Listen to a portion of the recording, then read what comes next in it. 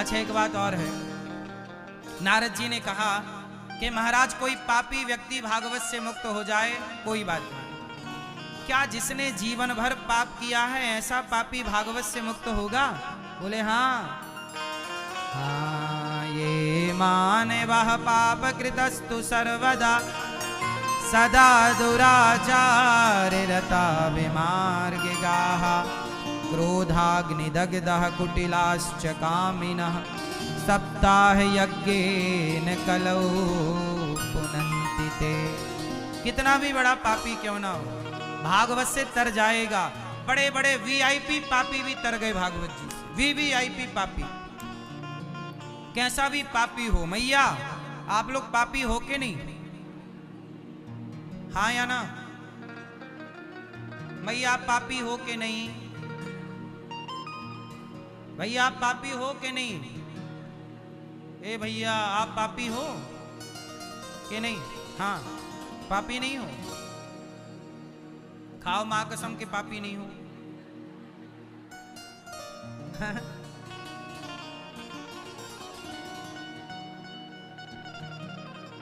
इस संसार में ऐसा कौन होगा जो पाप ना किया हो? अरे हम करोड़ों जन्म के पापी हैं। वो तो बड़ी कृपा है भगवान की, श्रीमन नारायण की, भगवान श्री सीता रामचंद्र जी की, श्री राधा रानी की, कि उन्होंने हम जैसे पापियों को स्वीकार कर लिया और धाम का वास दे दिया। तो ये कृपा पापियों पर की उन्होंने। हम करोड़ों जन्म के पापी। आप बिना पाप किए रह सकते हैं इस धरती पे? चलते हो चींटियां मर जाती हैं, नहीं मर जाती? फिर ये पाप है कि पुण्य है? घर बनाए हो तो जब घर बनाए हो तो जमीन खोदी होगी, जमीन की खुदाई में कितने जीव मरे होंगे। बिना पाप के आप घर नहीं बना सकते? बोलो हाँ। आप जब घर बनाते हो तो नींव खोदते हो, उस नींव की खुदाई में कितने जीव जंतुओं की हत्या होती है। वो पाप नहीं है? जाने अनजाने में बहुत सारे पाप हम लोग करते हैं। सबसे बड़ा पाप क्या है? सबसे बड़ा पाप क्या है? क्या सबसे बड़ा पाप है मैया? झूठ बोलना पाप है, नदी किनारे सांप है। सबसे बड़ा पाप क्या? मैया आप झूठ बोलती हो कि नहीं? बोलो हाँ। नहीं बोलती हो? सास इतनी अच्छी और कहती हो अच्छी नहीं है, अच्छी नहीं है। इससे बड़ा झूठ क्या होगा? आपकी सास अच्छी है कि नहीं? हाँ अच्छी है, अच्छी ही है, बेमन से बोल रही है मैया। अच्छा आपके पति अच्छे हैं कि नहीं? तो अच्छा वाला पति किसने दिया? आकाश से टपका था कि सास ने दिया था? हाँ पति अच्छा है, सास अच्छी नहीं है। वाह, जबकि अच्छा पति सास से ही आया है। अच्छा पति किससे आया? तो जब पति इतना अच्छा तो सास कितनी अच्छी। जिसकी रचना इतनी सुंदर वो कितना सुंदर होगा।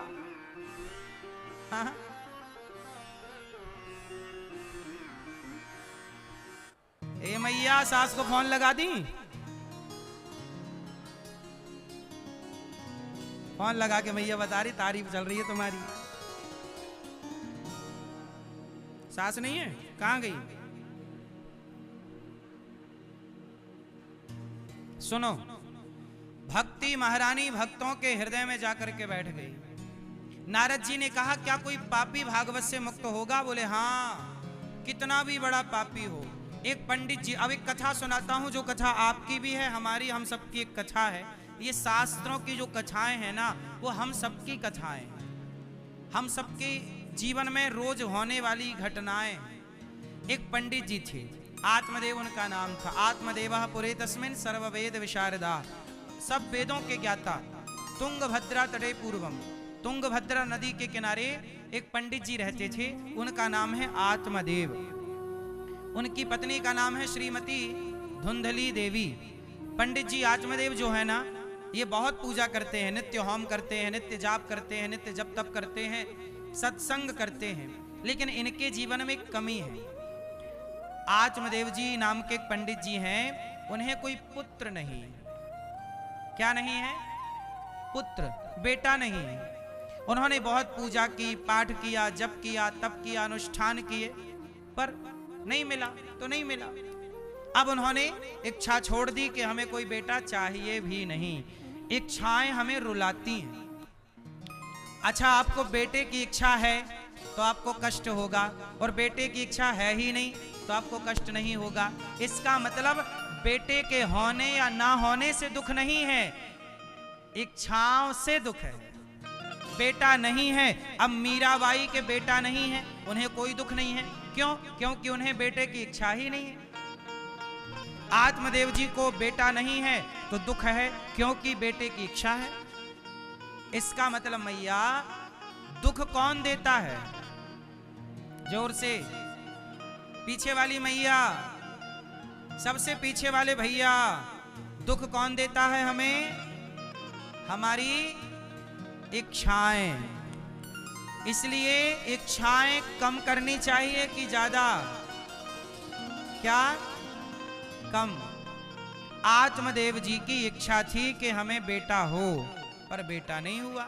हम तो आप लोगों से कहते हैं कि आप अपनी कोई इच्छा रखो ही मत। सच बताओ, आपके द्वारा रखी गई इच्छा, सोची गई इच्छा पूरी होती है क्या? अरे होता वही है जो भगवान को मंजूर होता है। जब ईश्वर का चाहा होना है तो हम चाहें ही क्यों, हम भगवान के पीछे पीछे चलते रहें। अच्छा, एक बात बताओ, छोटा सा बछड़ा है, वो गैया के पीछे पीछे चलता है कि नहीं? बोलो हाँ। छोटा बच्चा है, माँ के पीछे पीछे चलता है कि नहीं? वो माँ से ये नहीं पूछता कि कहाँ जाओगी, वो तो जहां माँ जाएगी पीछे पीछे चलेगा। बस भगवान के पीछे पीछे चलो। भगवान महलों में रखें, झोपड़ी में रखें, हंसाएं, रुलाएं, सुख दें, दुख दें, हर परिस्थिति में भगवान के पीछे पीछे चलो। इसी में आपका परम सुख है, यही सुख है। क्योंकि आप चाह भी लो तो होना कुछ नहीं है। कैकई माँ ने चाह लिया कि मेरा बेटा राजा बने, क्या कैकई का चाहा हुआ? मैया क्या बोलती तू? क्या कैकई माँ का चाहा हुआ? जोर से, क्या कैकई माँ का चाहा हुआ? जोर से, नहीं हुआ। कैकई माँ वो हैं जिन्होंने राम को अपना दूध पिलाया। कैकई माँ ने राम को दूध पिलाया कि नहीं? कैकई माँ ने राम की तेल मालिश की कि नहीं? राम की, कैकई माँ की गोद में राम जी पले हैं। कैकई माँ का दूध पिया है राम जी ने। कैकई माँ के साथ राम जी सोए हैं। जैसे छोटा बच्चा आपके संग सोता है, ऐसे कैकई माँ के संग राम जी सो जाते थे। बड़ा लाड़, बड़ा प्यार। जरा सोचो कि जिन राम को दूध पिलाई माँ कैकई, उन कैकई की इच्छा पूरी नहीं हुई। हुई?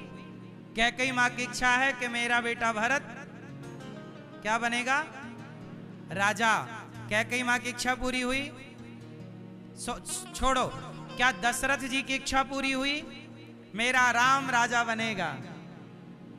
क्या राम जी, दशरथ जी के जीते जी दशरथ जी की इच्छा पूरी हुई? ना तो कैकई माँ की इच्छा पूरी हुई, ना तो दशरथ जी की इच्छा।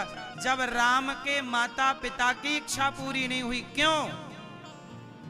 क्योंकि जो मंजूर है, जो ईश्वर का प्लान है वही ना होगा, आपका सोचा नहीं होगा। मन चाही नहीं होता है, प्रभु चाही तत्काल।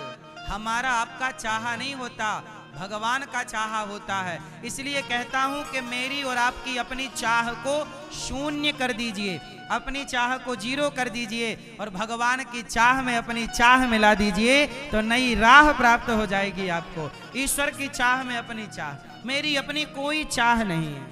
मैं कहाँ जाऊंगा, मेरी कोई चाह नहीं, मेरी कोई इच्छा नहीं।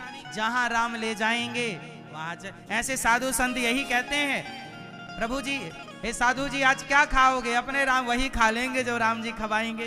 कहाँ जाओगे साधु जी? अपने राम वहीं जाएंगे जहां राम जी ले जा, ये साधुओं की भाषा है।